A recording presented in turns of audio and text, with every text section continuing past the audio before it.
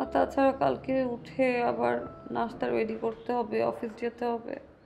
তাই বলে কথা বলবে না? আসলে অফিসে অনেক কথা বলতে হয় তো, তাই বাসায় এসে আর কথা বলতে ইচ্ছে করে না।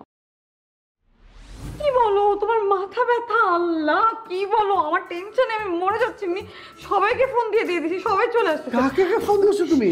তুমি ঘুমা, তোমার না মাথা ব্যথা? হ্যাঁ, তোমার কথা শুনে স্ট্রোক হবে। আল্লাহ, কি বলো তুমি? আমি একা সামাল দিতে পারবো না, আমার ভয় লাগছে বাবু। তুমি লাইট অফ করছি, তুমি একটু অফ করবে কেন তুমি? দেখি। হ্যালো বাবু, কি করো তুমি? পানি খেয়েছো? আচ্ছা, আমি না তোমাকে বলেছি প্রতি আধা ঘন্টা পর পর পানি খাবে। হ্যাঁ, তোমার তো নাস্তার সময় হয়ে গেছে। কি খেয়েছো? লাঞ্চ কিন্তু ঠিক টাইমে করে ফেলবে বাবু, শুনতে পাচ্ছো? আচ্ছা, আর হচ্ছে যেটা হচ্ছে যে তুমি ঠান্ডা পানি একদমই খাবে না, হ্যাঁ? আর চা খাওয়ার দরকার নেই, ঠিক আছে? হ্যাঁ, আর এসির বাইরে যেও না, তোমার তো খালি ঠান্ডা লেগে যায়। হ্যাঁ, শোনো না, hello.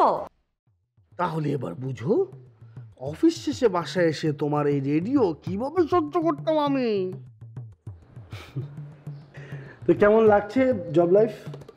Thank you so much. তুমি না থাকলে না, আমি সত্যি জানতাম না যে আমারও এই ক্যাপাসিটিটা আছে। প্রথম প্রথম যদি একটু কষ্ট হয়েছিল, আস্তে আস্তে মানিয়ে নিতে পারছি। আচ্ছা, তুমি ঠিকমতো খাচ্ছ তো?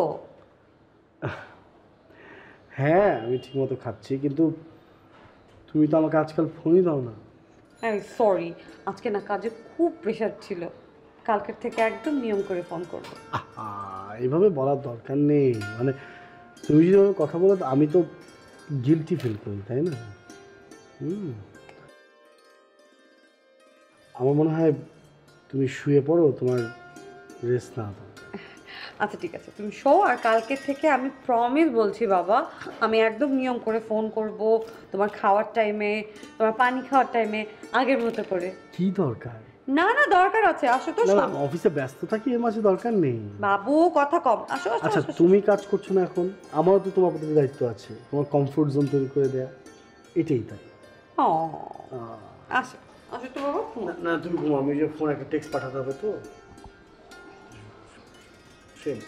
আসো, শুয়ে শুয়ে দেখি। হ্যাঁ,